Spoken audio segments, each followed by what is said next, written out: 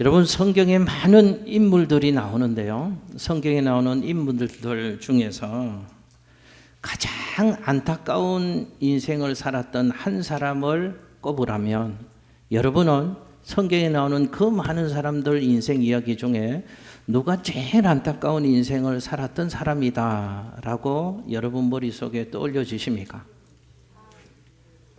제가 생각하기에 성경에 나오는 인물들 중에 가장 안타까운 삶을 살았던 한 사람, 그래서 마음이 좀 짠한 사람, 그러면서 나는 그렇게 살면 안 되지 라고 머리에 떠오르는 한 사람이 있습니다. 그 사람이 오늘 함께 나눠보려고 하는 사울이라고 하는 사람의 이야기입니다.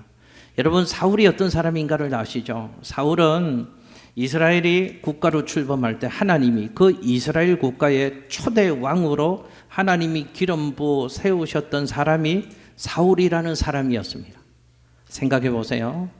많은 사람들 중에 초대 이스라엘 왕으로 하나님이 한 사람을 세우시는데 하나님이 둘러보시다가 찾으시다가 하나님 눈에 쏙 든 사람이 사울이었다니까요. 그러니까 타고난 사람이고 뛰어난 사람이고 훌륭한 사람이었습니다. 탁월한 가문에서 태어난 사람이 사울이었고 신체의 조건도 사람들 보기에도 왕 같아 보이는 이스라엘의 모든 사람들 중에서도 출중하고 탁월한 사람이 사울이라는 사람이었습니다. 성품도 겸손한 사람이었다고 성경은 말씀하고 있습니다. 그 당시 모든 민중들, 대중들의 인기를 한 몸에 받았던 지도자의 역할을 할 수 있었던 사람이 사울이라는 사람이었습니다. 그런데 성경을 보면 그런 사울이 결국은 하나님께 버림받았다라는 이야기가 성경에 기록되어져 있습니다. 성경을 보니까 하나님이 그런 사울을 왕으로 세우신 것을 후회하셨다라는 성경의 얘기가 사울 이야기입니다. 화면에 사무엘상 15장 35절의 말씀을 함께 읽겠습니다. 시작. 여호와께서는 사울을 이스라엘의 왕으로 삼으신 것을 후회하셨더라. 여러분, 이런 얘기가 우리 인생 얘기가 되면 안 되지 않겠습니까? 사울은 하나님이 주시는 특별한 은혜와 복을 받았던 인생이었습니다. 그리고 하나님의 특별한 부르심과 선택을 받았던 사람이 사울이라는 사람이었습니다. 그러나 사울은 하나님이 주신 그 은혜와 복을 잘 관리하지 못했다 하는 것을 성경이 우리에게 말씀하는 것이죠. 그래서 하나님이 그의 인생을 보시면서 후회하셨다고 말씀하고, 그래서 사울의 인생은 결국은 하나님으로부터 버림받게 되었다라는 안타까운 이야기를 기록하고 있습니다. 여러분, 오늘 하나님께 버림받은 사울, 그래서 실패하고 안타까운 인생을 살았던 사울이라는 사람의 이야기를 통하여서 하나님이 우리들에게 들려주시는 하늘 음성을 듣기를 원합니다.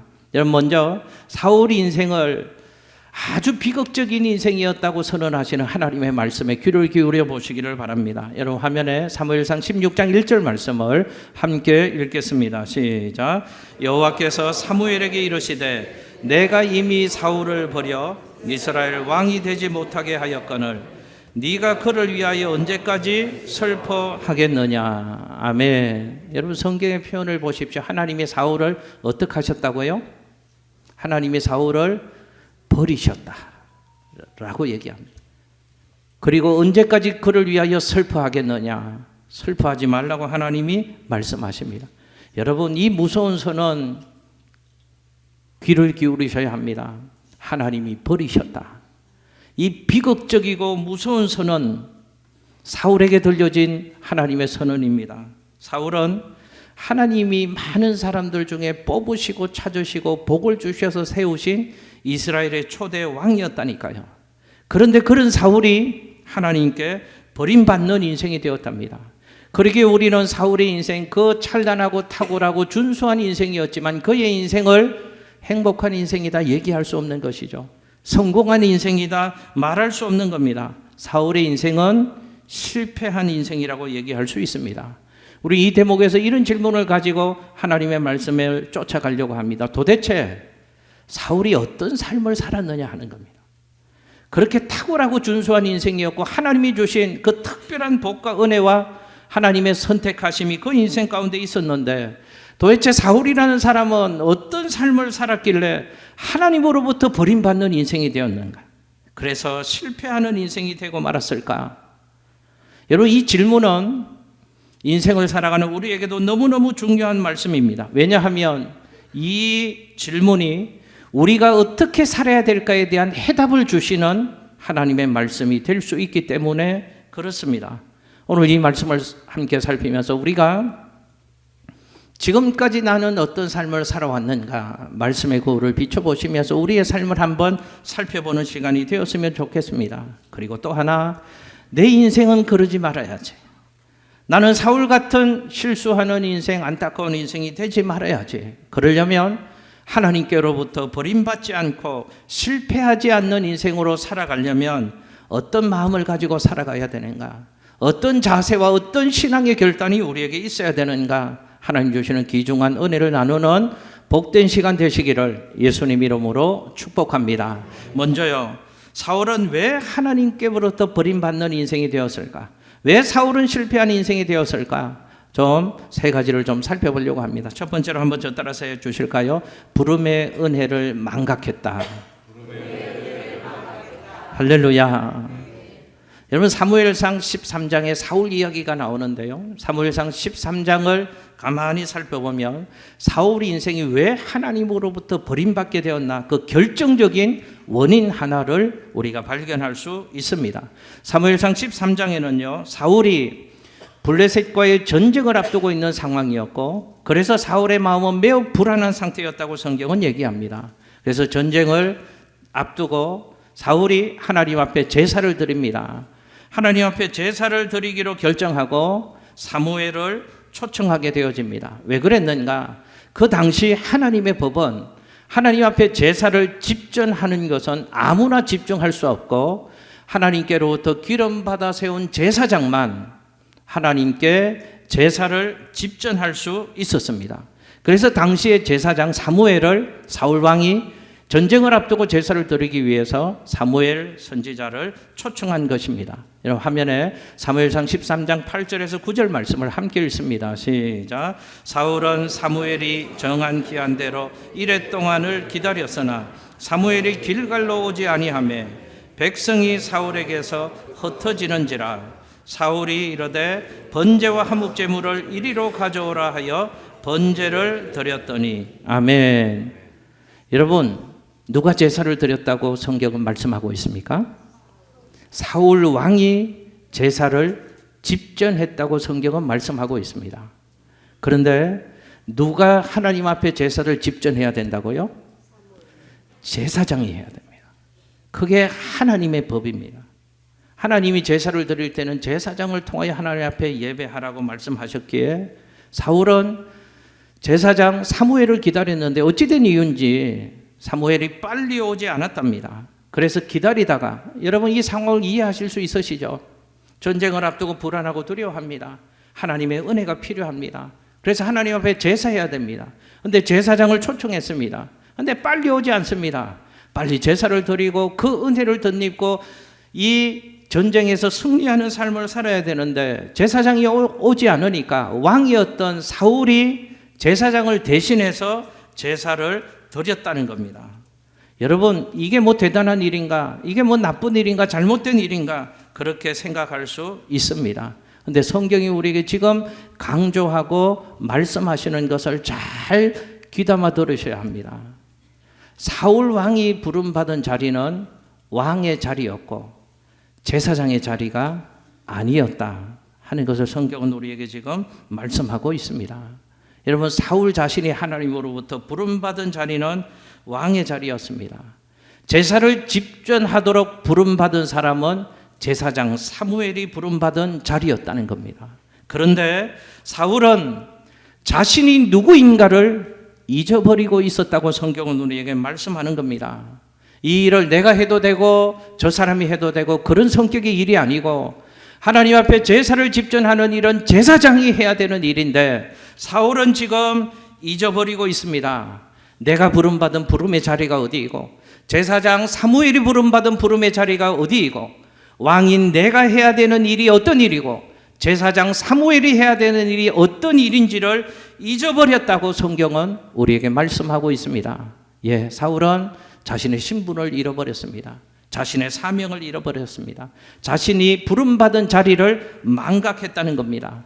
여러분, 저도 이 장면을 보면서 충분히 이해가 되어집니다. 아, 사울의 입장에서 생각해보면 얼마든지 이해할 수 있잖아요. 지금 급합니다. 예배를 드리고 하나님의 은혜가 필요합니다. 그래서 예배를 드린단 말이죠. 사무엘이 오지 않습니다. 사울 왕의 마음이 이랬을 겁니다. 아니, 내가 왕인데, 내가 이 이스라엘의 지도자인데, 아니, 제사장 사무엘이 사정이 있어서 못 온다면 왕인 내가, 이스라엘의 지도자인 내가 이 제사장을 대신해서 제사를 집전하면 되지. 그런 마음이 있지 않았겠습니까? 그런 마음으로 아마 사울은 하나님 앞에 제사를 드렸을 겁니다. 그런데 성경은 이 부분을 지적하고 있다는 것을 우리는 잘 살펴봐야 합니다.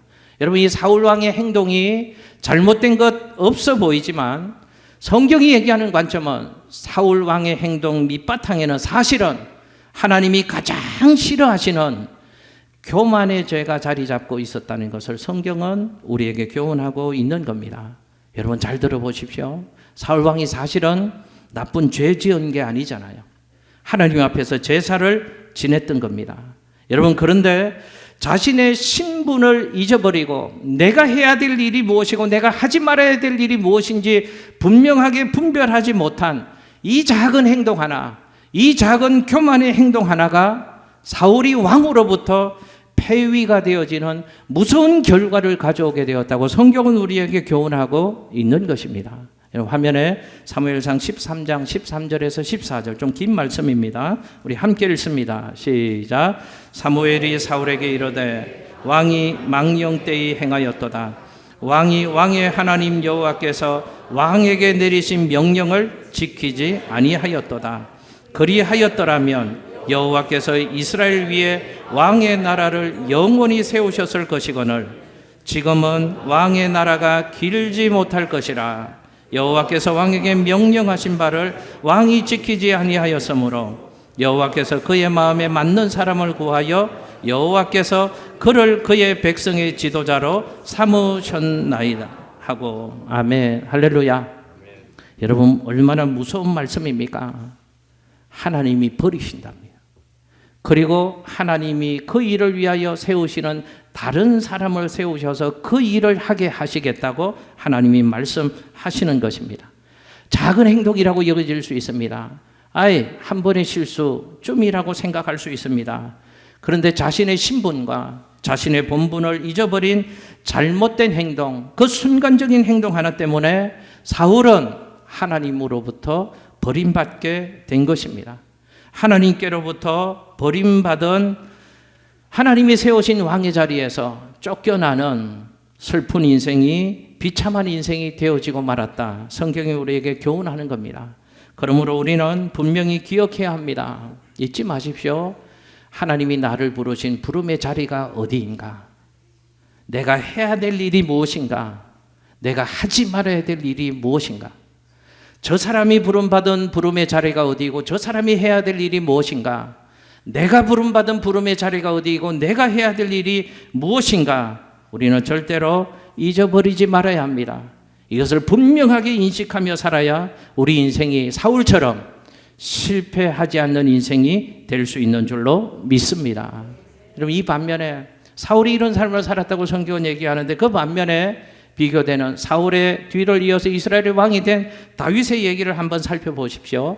다윗은 하나님을 사랑하는 마음을 특별히 가지고 있었던 사람이었습니다. 그래서 방치되어 있는 하나님의 인재를 상징하는 법궤가 모수에 오기를 원했고 하나님의 전을 건축하려고 하는 뜨거운 열망이 다윗의 마음속에 있었습니다. 하나님의 인재를 상징하는 법궤가 함부로 내팽개쳐 있는 것을 방치할 수 없다는 겁니다. 하나님을 예배할 수 있는 거룩한 성전을 지어 하나님께 바쳐야지. 불타는 마음이 다윗의 마음속에 있었습니다. 그리고 그 마음을 행동으로 옮깁니다. 이제 성전을 짓는 일을 시작하려고 합니다. 그런데 성경을 보면 하나님이 그 좋은 일을, 좋은 마음을 가지고 시도하는 다윗의 손을 하나님이 멈추게 하셨다는 성경의 장면이 나옵니다. 이유는 이것이죠. 네가 전쟁을 많이 했기에, 네 손에 피를 많이 흘렸기에 너는 거룩한 하나님의 성전을 짓기에 적합하지 않다는 겁니다. 그래서 하나님이 다윗이 하려고 하는 성전 건축을 허락하지 않으셨습니다. 여러분, 우리가 이런 성경의 말씀을 깊이 묵상하다 보면 이런 귀중한 영적 교훈을 얻을 수 있습니다. 하나님은 하나님의 일을 이루어 가실 때 그 일을 위해서 쓰시는 사람이 따로 있구나 하는 것을 우리는 깨달을 수 있습니다. 성전을 건축하는 데는 다윗이 아니라는 하나님의 이 말씀을 들어보면 하나님이 어떻게 하나님의 일을 위하여 사람을 사용하시는가 하는 것을 분명히 알 수 있습니다. 여러분, 우리 잊지 말아야 합니다. 하나님은 사람을 들어서 하나님의 일을 하게 하시는데요, 하나님은 똑똑하다고 사람을 쓰시지 않습니다. 하나님은 사람이 돈이 많다고 그 사람을 쓰시는 게 아닙니다. 하나님은 권세가 있다고 그 사람을 들어서 쓰시는 게 아니다 하는 말씀이죠. 하나님은 하나님의 일을 이루어 가실 때 필요한 사람, 적합한 사람을 그 자리에 세우셔서 은혜를 주셔서 그를 통하여서 하나님의 일을 하게 하시는 줄로 믿습니다. 하나님이 이렇게 하나님의 일을 사람을 통하여 하신다 그 말이죠. 그런데 우리는 어떤 우둔함과 어떤 완악함이 있는가 하면 내가 그 일을 할 수 있다고 생각합니다. 나 아니면 그 일이 안 된다고 생각하는 어리석음이 있습니다. 여러분, 다윗의 경우를 계속 보십시오. 하나님이 성전 건축을 하는 그 좋은 마음으로 그 귀한 일들을 하려는 다윗을 막으시자 다윗이 어떻게 했는가? 그 일을 즉각 멈추었다 라고 성경은 말씀합니다.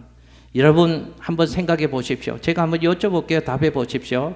다윗이 그 당시에 자신이 하려고 마음먹고 하려고만 했으면 성전 건축을 할 수 있었을까요? 없었을까요? 자기가 하려고 마음먹었으면 모든 여건과 환경은 얼마든지 성전 건축을 할 수 있었습니다. 왜냐하면 그에게는 왕이라고 하는 막강한 권력이 있었잖아요. 여러분, 성경의 표현을 보면 다윗은 엄청난 부자였습니다. 성전 건축을 짓기에 충분한 재료들, 물자들도 다윗에게는 있었습니다. 백성들의 지지도도 대단했거든요. 인기도 많았습니다. 다윗이 하려고만 했으면, 하나님이 허락하지 않으셔도 다윗이 마음먹고 하려고 했으면 얼마든지 가능한 일이었다 그 말입니다. 여러분, 뜻도 좋은 일이잖아요. 다윗 집 짓는다는 게 아닙니다. 하나님을 위하여 하나님의 집을 지으려고 하는 선한 마음에서 출발한 일입니다. 다윗이 이렇게 따질 수 있습니다. 하나님, 뭐가 잘못됐습니까? 나를 위한 것도 아니잖아요. 하나님의 집을 지으려고 하는 거잖아요. 제가 하겠습니다. 하나님 축복해 주십시오. 하나님이 반대하실 이유가 뭐가 있으십니까? 고집 부리면서 다윗은 얼마든지 밀어붙이고 그 일을 관철해낼 수 있었다는 겁니다. 그런데 다윗은 멈추었습니다. 얼마든지 할 수 있었다니까요. 합리적인 이유, 타당한 근거, 자기가 끌어와서 그 일을 고집 부리면서 밀어붙일 수 있었습니다. 그런데 다윗은 멈추었습니다. 왜요? 이 마음이 있지 않았겠습니까? 하나님이 허락하시지 않으면 나는 아무것도 할 수 없습니다 라는 믿음의 고백이 다윗에게는 있었습니다. 그래서 다윗이 어떻게 했습니까? 그 아들 솔로몬이 성전 건축을 할 수 있도록 다윗은 최선의 준비를 하는 것으로 만족했다라고 성경은 다윗 이야기를 이어가고 있습니다. 여러분, 이것이 다윗의 다윗다움입니다. 하나님이 이런 다윗을 귀하게 여기시고 하나님이 다윗을 사용하신 것입니다. 다윗이 사울처럼 왜 하나님께 버림받는 인생이 되지 않았는가? 바로 이런 점을 하나님이 보셨기 때문에 그렇습니다. 그러므로 우리는 이런 교훈을 받을 수 있습니다. 하나님이 허락하시는 것을 막아서도 안 되고, 하나님이 안 된다고 하시는 것을 고집 부려서도 안 된다 하는 것을 다윗 얘기를 통해서 우리가 다 살펴볼 수 있는 것이죠. 여러분, 잘 보십시오. 사울과 다윗 똑같은 이스라엘의 왕이었습니다. 그런데 사울과 다윗의 차이가 있습니다. 사울은 자신의 주제를 파악하지 못하고 사무엘 제사장이 해야 될 일을 해버렸다고 성경은 말씀합니다. 그것 때문에 사울이 왕으로부터 폐위가 되어버렸습니다. 다윗도 사울처럼 똑같은 이스라엘의 왕이었습니다. 그런데 다윗은 얼마든지 자신의 능력으로, 자신의 계획으로, 자신의 의지로 그 일을 이룰 수 있었음에도 불구하고 다윗은 그 일이 하나님이 불러주신 부름의 일이 아니라는 것을 깨닫고 그 일을 멈추었다, 하지 않았다 하는 것이 차이점입니다.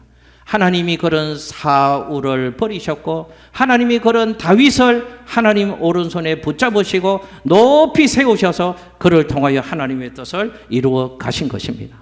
여러분, 오늘 첫 번째 주시는 이 다윗과 사울 이야기에 하나님 주시는 가르침을 우리 마음속에 잘 새기고 하나님 주시는 깨달음이 우리 모두에게 있었으면 좋겠고 하나님 주시는 새로운 결단이 이 말씀으로 우리에게 먼저 있게 되시기를 예수님 이름으로 축복합니다.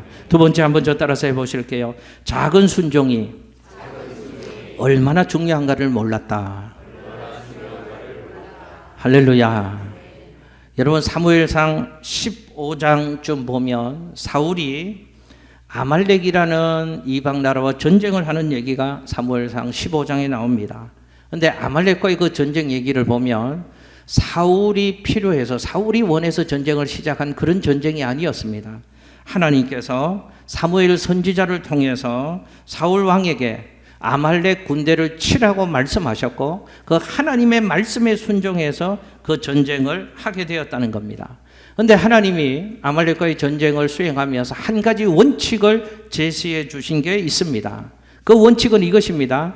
아말렉과 전쟁을 하되 아말렉을 쳐서 진멸하라고 하나님이 전쟁의 원칙을 허락해 주셨습니다. 아말렉의 모든 소유를 취하지 말고 다 불태우고 진멸해라. 이것이 아말렉과의 전쟁하는데 하나님 주신 원칙이었습니다. 그런데 성경 사무엘상 15장의 얘기를 보면 사울은 아말렉과의 전쟁에서 하나님 말씀 그대로 순종하지 않았다고 성경은 말씀합니다.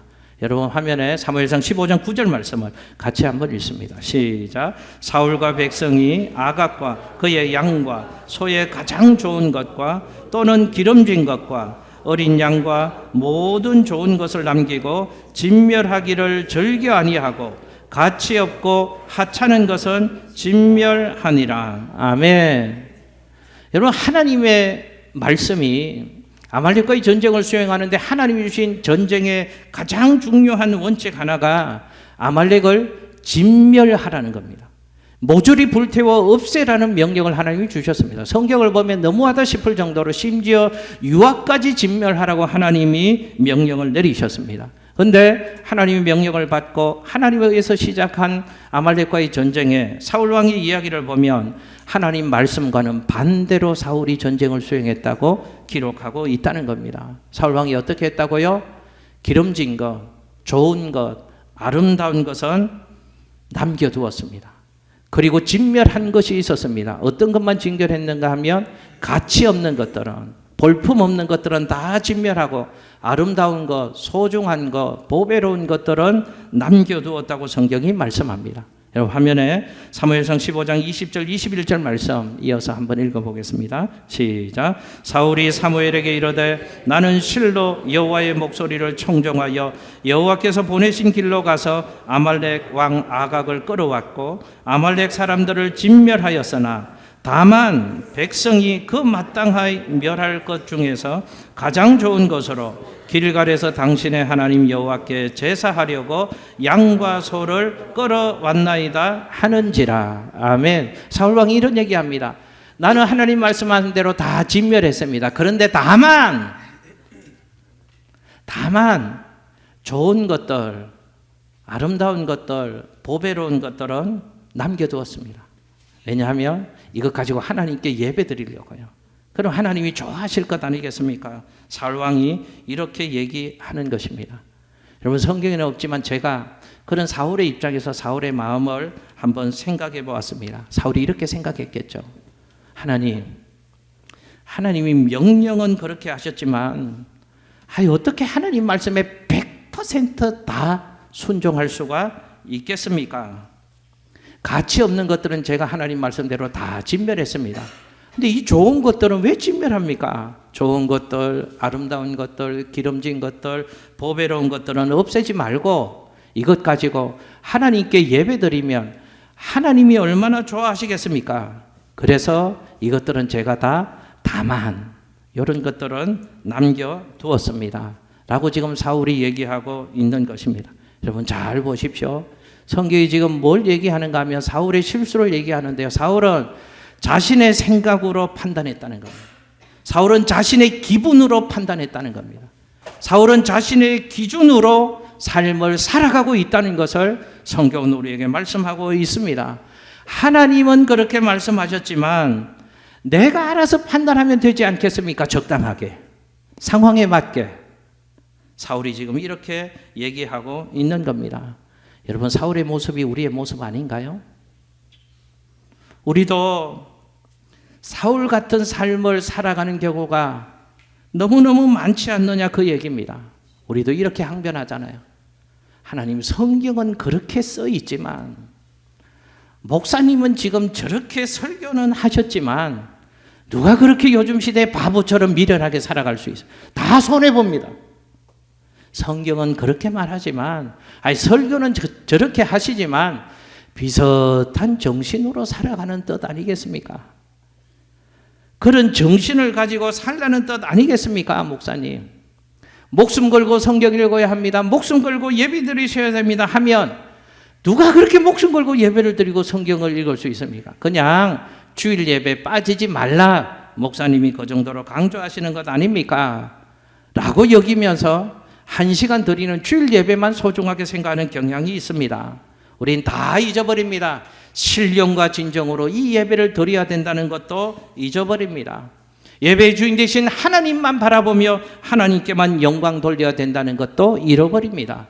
예배의 본질인 하나님 사랑, 이웃 사랑의 삶을 살아야 된다는 것도 우리는 까맣게 잊어버리고 도무지 관심이 없고 우리는 그저 1시간 행위의 예배, 1시간 문자적인 예배만 드리면 예배의 삶을 다 살았다고 생각하는 경향이 우리에게는 있습니다. 사울 같은 모습이 우리에게도 있다는 겁니다. 그것이 사울 인생의 실패를 가져왔다고 성경은 우리에게 교훈을 하는 겁니다.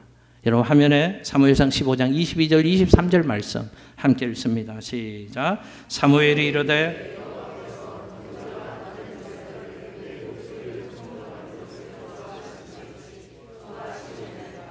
순종이 제사보다 낫고 듣는 것이 순양의 기름보다 나으니 이는 거역하는 것은 점치는 죄와 같고 완고한 것은 사신 우상에게 절하는 죄와 같음이라. 왕이 여호와의 말씀을 버렸으므로 여호와께서도 왕을 버려 왕이 되지 못하게 하셨나이다 하니. 아멘. 여러분 잘 기억하십시오. 왕이 여호와의 말씀을 버렸으므로 순종하지 않았으므로 여호와께서도 왕을 버려 왕이 되지 못하게 하셨나이다. 여러분 잘 보십시오. 어쩌면 사울은 작은 것이라고 그냥 지나갈 수도 있는 성격의 것입니다. 작은 것이라고 하찮게 여기고 불순종했을 수도 있습니다. 그러나 사울은 작은 것의 소중함을 잃어버렸다는 것을 성경은 우리에게 지금 말씀하고 있습니다. 자신의 기분으로 판단한 순종의 여부가 인생에 엄청난 결과를 가져왔다는 것을 성경은 우리에게 말씀합니다. 여러분, 오늘 제가 다른 주일과 달리 화면에 보시면 제가 다른 주일에는 없었던 것 한 개 있습니다. 혹시 뭔지 아시겠습니까? 혹시 뭔지 아시겠습니까? 예, 제가 명찰은 있었습니다. 그런데 명찰은 안 달았습니다. 그러다가 오늘 일부 예배를 드리는데요. 어떤 마음이 제가 있는가 하면 일부 예배 때 세 분의 전도사님이 앞에서 찬양을 하시는데 제가 우리 부교역자들한테는 명찰을 다 착용하라고 주일에는 당부를 하거든요. 왜냐하면 성도님들이 누가 목회자인지 잘 모를 수 있으니까 명찰을 달면 성도님들 보시기에 이 교회 교역자구나. 그래서 필요한 것을 부탁할 수 있고 말씀할 수 있으니까 교역자라는 의식을 가지고 명찰을 다십시오 했단 말이죠. 근데 저는 안 달았습니다. 근데 오늘 설교 일부 예배 하기 전에 앉아 있는데 세 분의 전사님 찬양하는데 유달리 다른 때는 안 커 보였던 명찰이 크게 제 눈에 들어왔습니다. 그래서 이따가 내가 일부 예배 설교를 해야 되는데 작은 것에 순종하는 삶을 살아야 되는데 나는 부교육자들한테는 강조했지만 저는 우리 성도님들 내가 담임 목사라는 거 다 알고 있으니까 안 차도 되지. 그런 마음이 있었다는 것이 이상하게 깨달아졌습니다. 그래서 그냥 안 달고 넘어가도 아무런 문제가 없을 것 같았지만 오늘 그게 제 마음에 걸렸습니다. 작은 것에 순종하는 삶을 사십시오. 강조하는 목사가. 나는 부교육자들에게 그 작은 것 늘 하라고 요구하면서 내가 하나님 앞에 순종의 삶을 안 살았다는 것이 명찰을 통해서 깨달아졌습니다. 여러분, 작은 것의 소중함을 잊지 마십시오. 작은 것에 순종하는 삶을 철저히 사셔야지 하나님의 은혜와 복을 누리는 하나님의 사람이 될 수 있는 줄로 믿습니다. 야구 선수들, 축구 선수들 얘기하시죠. 여러분, 야구 선수들, 축구 선수들, 손흥민 같은 선수들도 항상 잘할 수는 없습니다. 슬럼프가 옵니다. 그때 언론이나 신문 기사에 이 표현이 잘 못하는 선수를 이렇게 표현합니다. 폼이 무너졌다고 얘기합니다. 그래서 그걸 회복하려면요, 스윙 폼, 발차는 폼, 몸의 균형 이런 것부터 작은 것부터 다시 철저하게 점검하다 보면 어느 순간 무너진 폼이, 잃어버린 폼이 회복되어졌다고. 그래서 다시 이전처럼 잘하는 선수 생활을 할 수 있다고 얘기하거든요. 여러분, 우리 신앙생활에도 폼이 무너지면 안 됩니다. 작은 것을 귀하게 여기고 소중하게 여기고 순종하는 삶을 살 때 폼이 무너지지 않는 겁니다. 혹시 우리 신앙의 폼이 무너졌다고 생각하시면 작은 것, 예배, 하나님 앞에서 내가 해야 될 것들 점검해 보십시오. 그리고 그것들을 잘 지키고 세워나가십시오. 그게 내가 생각에는 대단한 것이 아닌 것 같아도 하나님 말씀에 순종할 때 하나님의 은혜와 복이 있는 줄로 믿습니다. 우리 하나님 앞에 순종하는 삶을 살면서 작은 것 순종, 제가 한 가지만 더 우리 성도님들에게 말씀드리고 싶습니다. 예배를 섬기는데 하나님 주신 사명이 있잖아요. 귀하게 여기셔야 합니다.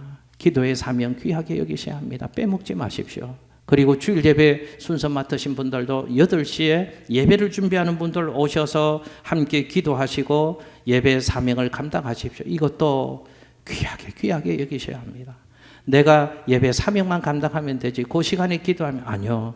그 작은 것에 순종하는 것부터 하나님의 은혜와 복이 그 인생 가운데 함께 한다는 사실을 기억하시고 작은 것에 귀하게 여기시며 순종하는 삶을 살아가시는 우리 모두가 되시기를 예수님 이름으로 축복합니다.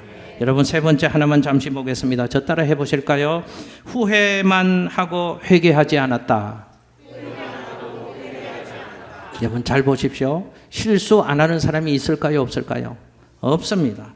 모두가 실수합니다. 실수로부터 자유로운 사람은 단 한 사람도 없습니다. 그런데 문제와 차이는 실수했을 때 그 실수를 어떻게 처리하느냐에 따라서 실수 이후의 삶이 달라질 수 있다는 것을 우리는 기억해야 됩니다.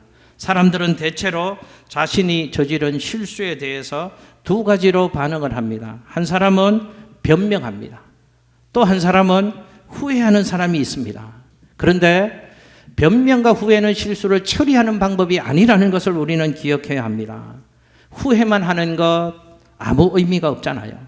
실수를 처리하는 방법은 후회의 자리에서 한 걸음 더 나가야 될 것을 다윗 얘기를 통해서 우리에게 교훈하고 있습니다.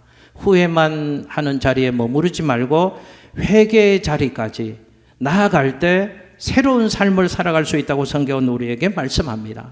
그런데 우리는 대부분 어느 자리에만 머무르는 경우가 많으면 후회의 자리에 머무는 경우가 많습니다.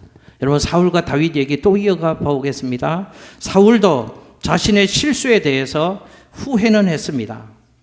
적지 않은 후회를 했습니다. 여러분, 성경을 한번 보십시오. 화면에 사무엘상 26장 21절 말씀 함께 읽습니다. 시작. 사울이 이르되 내가 범죄하였도다. 내 아들 다윗아 돌아오라. 내가 오늘 내 생명을 귀하게 여겼은즉 내가 다시는 너를 해하려 하지 아니하리라.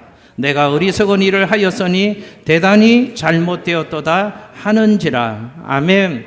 사울의 후회입니다. 자기가 대단히 잘못했다는 것을 알았습니다. 그래서 후회하는 겁니다. 이 부분의 얘기가 어떤 얘기인가? 사울이 다윗을 질투하는 얘기거든요. 다윗이 막 인기가 올라가니까 사울 왕이면서도 다윗을 질투했습니다. 시기했습니다. 그래서 다윗을 없애버리려고 했습니다. 그래서 가전 방법을 동원했습니다. 사울이 어느 날 깨달아졌습니다. 아, 이것이 어리석고 잘못된 일이었구나 깨달았습니다. 그래서 뉘우칩니다. 후회를 크게 했다고 성경은 말씀합니다. 그런데 사울에게는 후회는 있었지만 회개가 없었다는 것을 성경은 말씀하고 있는 겁니다. 자기의 삶을 돌이키고 그래서 본래의 자리로 자기의 삶을 세워다 놓는 회개가 사울 인생 가운데는 없었다는 겁니다. 그런데 다윗을 한번 보십시오. 다윗은 실수했습니다. 간음죄도 지었고요, 살인죄도 지었습니다. 나쁜 놈입니다. 그런데 성경은 이렇게 얘기합니다. 화면에 시편 51편 10절 12절 마지막으로 읽습니다. 시작. 하나님이여 내 속에 정한 마음을 창조하시고 내 안에 정직한 영을 새롭게 하소서. 나를 주 앞에서 쫓아내지 마시며 주의 성령을 내게서 거두지 마소서. 주의 구원의 즐거움을 내게 회복시켜 주시고 자원하는 심령을 주사 나를 붙드소서. 아멘. 다윗은 후회하는 자리에 머무르지 않았습니다. 자신의 삶을 고치는 자리로 나아가고 있습니다. 하나님, 나를 불쌍히 여겨 주십시오. 하나님, 나는 구제불능의 인생입니다. 내게 긍휼과 자비를 베풀어 주십시오.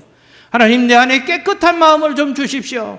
하나님, 내 속에 정직한 영을 새롭게 하여 주시옵소서. 하나님, 내게 성령을 거두지 마시옵소서.